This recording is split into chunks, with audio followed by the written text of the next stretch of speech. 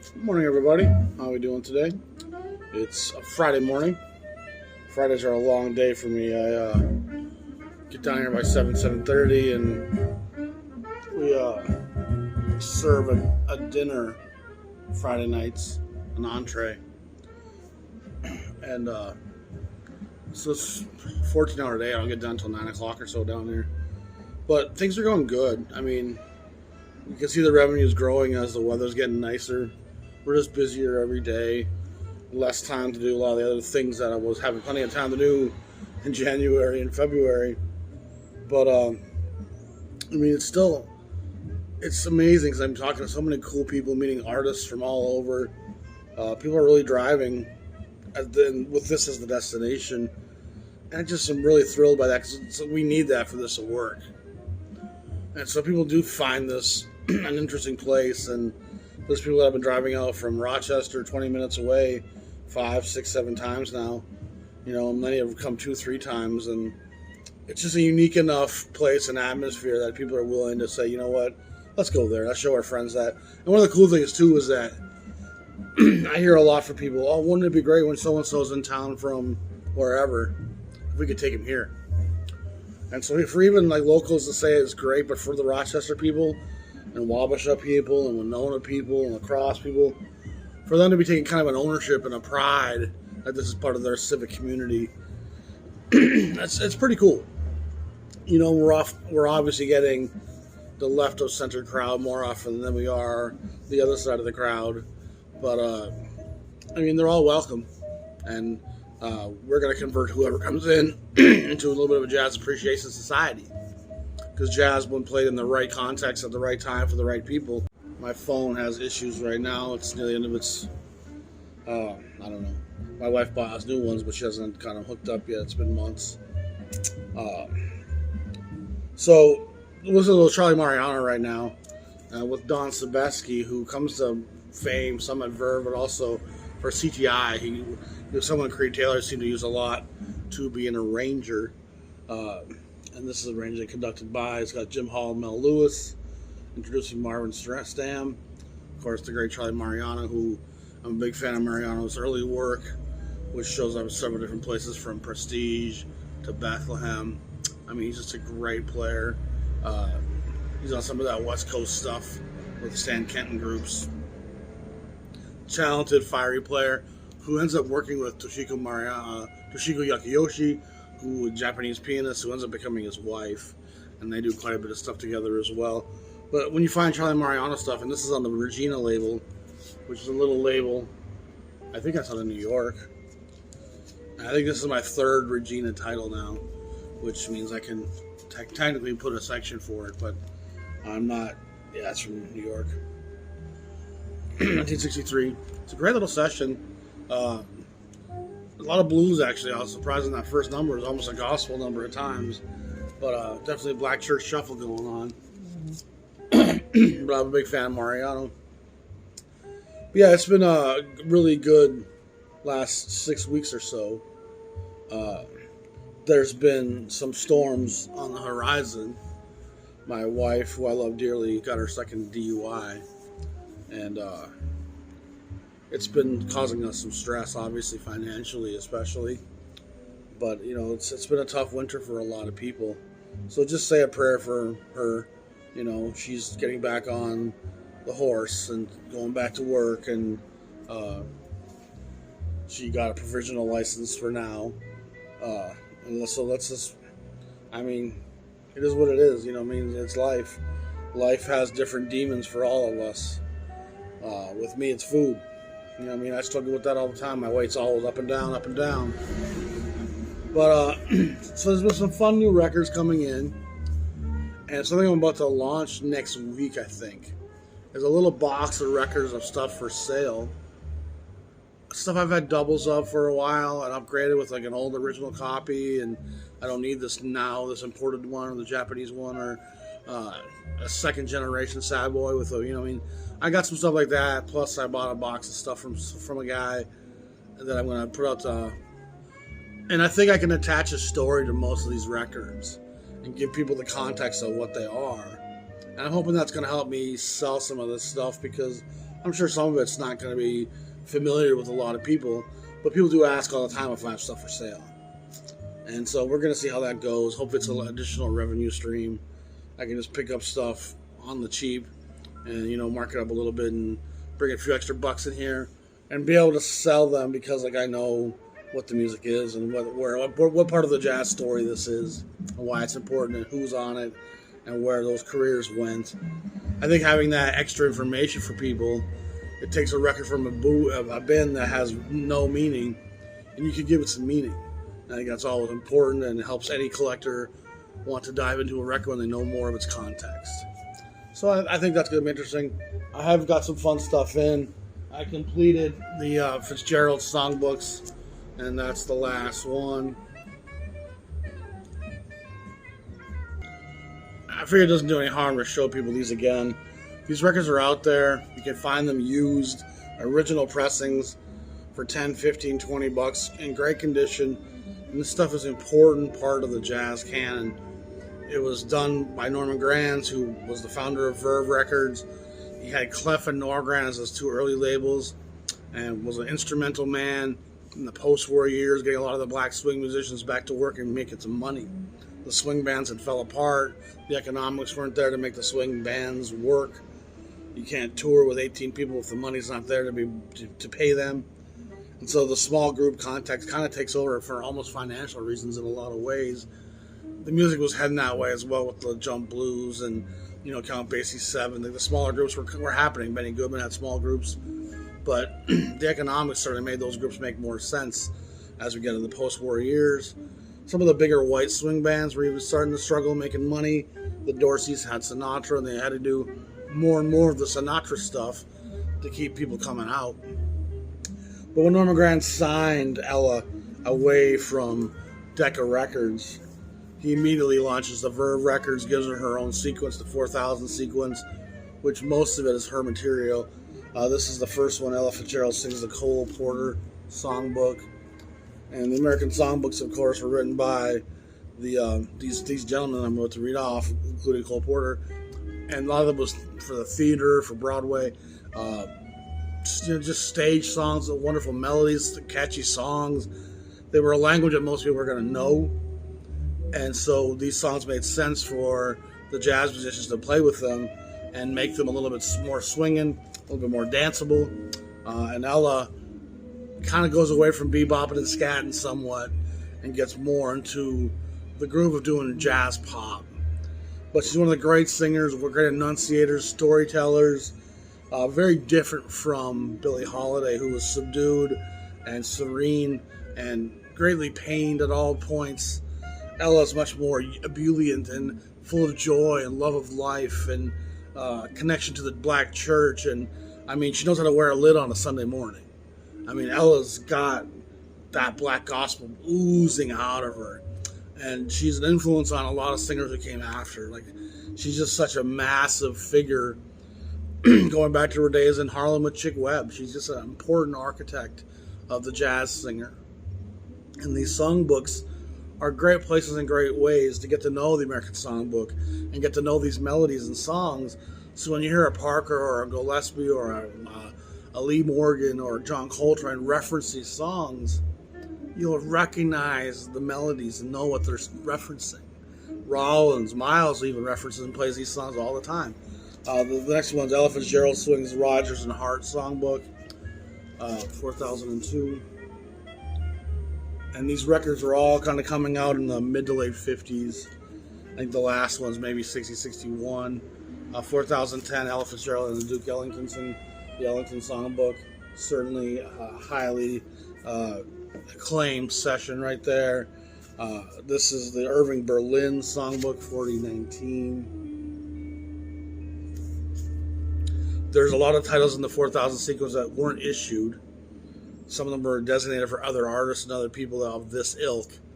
And then some of that stuff ended up being reused, those numbers, to reissue these. These are all gatefolds.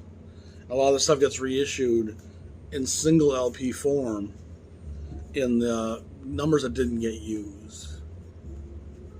So next is the Gershwin songbook, And this comes in a series of 5 LPs with the famous artwork, Bernard Buffet doing the album covers. Again, they're 5 LPs. I know they do come as a box set, which I think came a little bit later. Pretty famous stuff. And I mean, these records are out there to be found if you want to spend a little time and dig for them. Here's the Harold Arlen songbook. I also want to say Howard, but it's Harold Arlen. This one I just got recently. And I also got these 2 recently. The Jerome Kern songbook. And then the Johnny Mercer songbook. And that completes the songbook series. This is the last one, like I said, 60-40, 67. Pretty amazing stuff. Worth grabbing it when you see it, and you will see them for under $10 sometimes. So I was excited to kind of finish that series off. I don't think I realized a couple of those later ones even existed until recently. You don't see those ones as often as you do those early first 5, the Gershwin, Porter, Berlin, all that stuff. You see those ones quite a lot. And maybe I just kind of skipped over them myself for a while, but I don't remember seeing some of those ones nearly as often. But she's such an important figure, and her love of song really comes through when she sings. And there's singers like that just love song. They love to take someone's song, and unlike Armstrong or Billy, where they're inflecting it and putting their own experience onto it, she more just takes a certain joy and trying to interpret it closer to its source, closer to its initial meaning, you know. But her passion and her love for melody and her ability to improvise on that melody when she feels the spirit is part of what sets her apart. She was one of the great scat singers of all time. And there's a period where she's doing a lot of kind of bebop scatting and trying to play like the horns all the time. And by this period, she's more been convinced by Howard Grants and some of the powers that be to let's mellow you down a little bit, and let's get Lester Young in here. Let's get some of the greats, Sweets Edisons, and like all the talent from that Verve Cannon, Oscar Peterson, Ray Brown. It's just a pretty impressive stable of men that Norman Granz puts behind her. And so you get some of the serious, hippest cats in the world playing what's often quite saccharine material, but putting some gumbo, some spice into it. And it doesn't have to necessarily become difficult to listen to for it to be a much spicier rendition of these songs.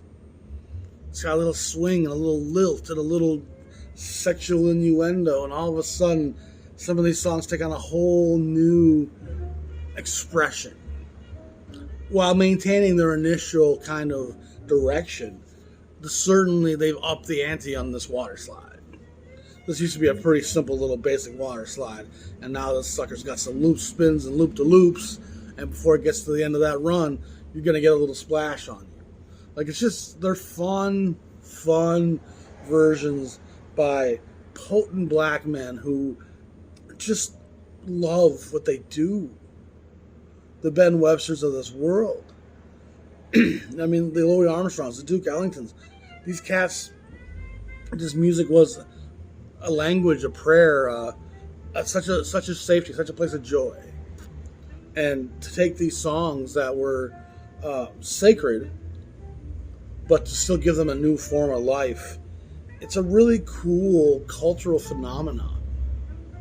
I mean, it's akin to the children of Israel being in captivity in Israel, and maybe being towards the end of that occupation or slavery in that time, but taking their Egyptian captors' music and going, well, those are nice little ditties, but how about we make them roll a little bit better? How about we make them a little bit more fun? And again, a lot of the lyrics of these songs are quite Ma and Pa Kettle, me and Mary Lou on a swing in the park. Like, they're very romantic songs. They're meant to be joyous. A lot of them come from stage and theater. They're meant to be happy endings in a way. So to hear a lot of these songs given this new spice, this new direction. I think it's informative, and it's one of the greatest tools you can have to learn and understand jazz and where jazz comes from and the music jazz borrows to be jazz. A lot of times it was simply the element of remixing popular music, making it a little bit more street, a little more urban, a little blacker, a little more danceable, and a little bit more, okay, now I can get jiggy with it, to that. Couldn't do it so much to the Broadway version of Oklahoma or Cherokee.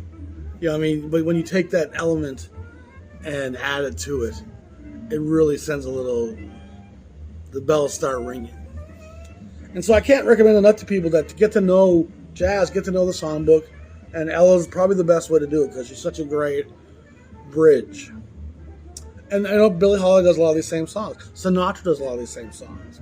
And part of the joy is in hearing how Sinatra might do a version of something, and how Billie might do her version, and how Tony Bennett might have done his version, and Johnny Hartman, how he did his version. So these songs all have many different lives. Mel Torme, I mean, there's an endless list. Sarah Vaughan. It's an endless list of Chris Connor, of great singers that were doing these songs in a jazz setting. And most of them weren't writing songs, lyrics, and material. There was so much out there. Again, these songs were going to be popular enough to be familiar to most Americans. And so to remix a popular song, that's a DJ's best friend. If I can remix an Adele song and make a club version of that, and people are all streaming and dancing to my dance remix, I still got to pay Adele, obviously, but it gets my name out there. And so a lot of that same context is relevant and precedent in what's happening in jazz in the 40s and 50s. And it's a fun, eclectic way to get to know what was sort of sacred, but now it's been made a little more secular, which is pretty fun. But yeah, it's always done with an element of respect, an element of love and appreciation. And you can tell that they value these songs. And it's not like they're trying to disrespect the material ever. It's just putting their spin and their take on it and their cultural manifestations. So, fun stuff. I'll show you a few other things I picked up recently. There's an Oscar Peterson On the Town with the Oscar Peterson Trio. Really beautiful cover. It's Verve number 8287. This is a Teddy Wilson Norgran, number 1019 on the Norgran label. This is a Bobby Scott record on the Verve label. And I know Verve, Bobby Scott, I think from ABC Phillips and also from Bethlehem. I hadn't seen this Verve one before. This is Oscar Peterson keyboard, was what this album was called, but it didn't come with the jacket, which I didn't realize that when I bought it. So if you have a cover of Oscar Peterson keyboard, let me know. Just some other fun things here. This is a Julius Wechter, who has that one record on Jazz West. This is his later incarnation, the Julius Wechter and the Baja Marimba Band. And it obviously looks like it's got some Latin flavor to it. The big reunion, Fletcher Henderson and his All-Stars. This is on Jazz Tone. Probably something that they didn't record, although they do record some stuff. Another LP on the Stinson label. And Stinson was out of Indiana. And they were reissuing some pre-war jazz stuff. And there's some pretty cool stuff on Stinson. This is Danny Kaye and Louis Armstrong, the Five Pennies, on the Dot label. I have not listened to this yet. I've seen Danny Kaye's name come up some. I think he's a band leader and a singer. And, of course, Armstrong is one of the great personalities. Slippery When Wet is a Bud Shank soundtrack, which he started getting into more and more. And I had not listened to that either. It's a pretty tough record to come by, believe it or not. I bought this one just because I love the graphics of it. It's Columbia. Looks like it's Japanese. I'm sure it's kind of, very folky in its offering, but I'm okay with that. A Hugh Masekela record, the great South African trumpeter. And I'm starting a Afrobeats reggae night, some dance hall, a little hip hop on Saturdays in here. So stuff like Hugh Masekela will fit in nicely. A little Al Kayola who after his time at Bethlehem, no, sorry, Savoy, he goes on to make a great string of records of United Artists. This is some early Jubilee, Tiger Town 5, Stan Rubin, which is kind of Dixieland stuff. It was just a record on the Jubilee label, which I didn't have, and I'm getting close to having probably 80-90% of the Jubilee. A few other fun pieces. Some Ellington on reprise. And I haven't really been buying Ellington's reprise stuff for years. And I've been filling some of that stuff in. This is with will the big bands ever come back? This is Ellington 66, again on the reprise label. And you can see these records, find them not too expensive. He is at Capitol in the early 50s, and he's at Columbia for a long stretch. But then Sinatra's label signs him in probably 63 or 62. And he makes some really good records at reprise that I've slowly been digesting. Mary Poppins right there. Moonlight Sinatra, which I've actually got 2 copies of that by mistake recently. I've been actually filling in Sinatra's reprise titles as well. This is Sinatra, number 1010. And the 1000 sequence, sorry, is just Sinatra titles. The 6000 series at reprise is everything else. So the Ellingtons, the Basies, the Dean Martins, all that stuff's on the 6000, Sammy Davis Jr. This is Frank with Duke Ellington. It's a record I've never picked up over the years. I never really liked the cover, to be honest. But, I mean, it's got to be pretty good, actually, if you have Duke and Frank together. The stuff with Basie was pretty electric. And so that's some fun stuff I got from the reprise label. A few more fun pieces here. Lambert, Hendricks, and Ross on Columbia singing Ellington. Duke Ellington, The Nutcracker Suite. This is actually a tough record to come by on Columbia, number 1541. It's not one I've seen in stores a lot over the years. I've had, maybe I just skipped over it. Duke Ellington is and the Buck Clayton All-Stars at Newport. And most of that Newport stuff from this era has been coming out on Verve. But of course, a guy like Ellington was signed to Columbia. Ellington 55 was on Capitol. So I for one seller, I got a whole bunch of Ellington stuff from the 60s and some 50s stuff even for a pretty good price, and filled that kind of history in for Ellington. And so it's an extensive body of work, but I'm getting closer to knowing the chronology of Ellington's work. And it's so immense, and there's all that stuff pre-war from the 78 era that comes out in an LP on compilation. But, there's the Harlem stuff, Cotton Club stuff, then there's the great stuff from 38, 39, 40, 41, and the recording band sets in. And then, I still remember Ellington's 40s work very well. And then, like I said, the 50s was Capitol, then Columbia, then Reprise, and then Capitol. Columbia is actually issuing a lot of old Ellington work as well. RCA has a Seattle concert. It's a pretty convoluted discography with so much material. Here's an Ella record on Decca, where her and Louie were both at Decca in the late 40s, early 50s. Ella and her fellas. And there's some cool work here with Armstrong, with the Mills Brothers, with Louis Jordan, with the Ink Spots, Eddie Haywood, the Delta Rhythm Boys, Cy Oliver, and then, of course, the great Chick Webb. Fun stuff. Nice little piece to find. This is a Jack Teagarden on Decca, the great trombone player from New Orleans.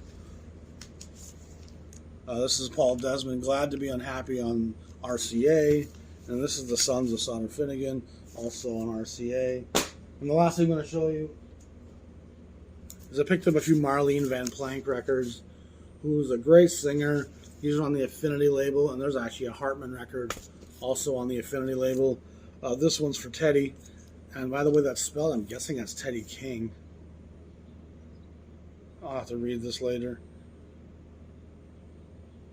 But I don't think it would be Teddy Wilson. I'll read that. More Marlene Van Plank, who again is a great singer, and these are obviously recordings probably from much later, but I got them pretty affordably, so I picked up these 4 Affinity titles. So that wraps up today's episode. Some new vinyl, some Ellington stuff, some Ella Fitzgerald stuff. And then, of course, just news about the cafe. We're working on the side yard. I'm going to put some photos up here so you guys can see some of what's happening. You all be safe. Have a great day. If you like jazz and you like stories about jazz and you want to have context to the records you're buying, whether they're old originals or whether they're reissues, you still need the context to understand what you're listening to. There's a big difference between being a collector of a Ming vase and being an archaeologist. And you can have that vase on your shelf and know very little about those people, but an archaeologist can tell you a lot from a pottery shard. And I think a lot of these old records are shards of pottery. They tell you part of a fractured story. And I'm trying to piece that stuff together for myself and for anyone else who wants to listen. So subscribe to the channel if you enjoy the history and want to hear the stories and get to know where these artists fit into the different patchwork of this history. And if you want to support the channel, please go to my Patreon and support me with a few bucks a month. It helps me put content together and afford to buy some new records at times, because I'm still managing the money here at this cafe and trying to figure it all out. But it's been a lot of fun. I feel like I'm doing good work. I'm having a lot of really positive responses from people. I got people telling me I should be teaching college courses on this stuff. I got a lot of interesting feedback from a lot of interesting people, and a lot of return people coming back in on a regular basis, hopefully to make this place into a kind of institution in this area, which is pretty cool. It's kind of all I can hope for, you know. And do I wish sometimes I was in a bigger town but I'd be so much busier then, you know, and I'm already pretty overwhelmed at times. So I think this is going to allow it to grow organically, and maybe we'll get to a point here soon where I can afford to hire some help, you know, and that would, but the revenues have to grow for that. I can't be giving out $500 a week right now to anybody, because that's not going to make me get paid. So y'all be safe. We'll talk to you all soon. Appreciate you all. Much love. Peace.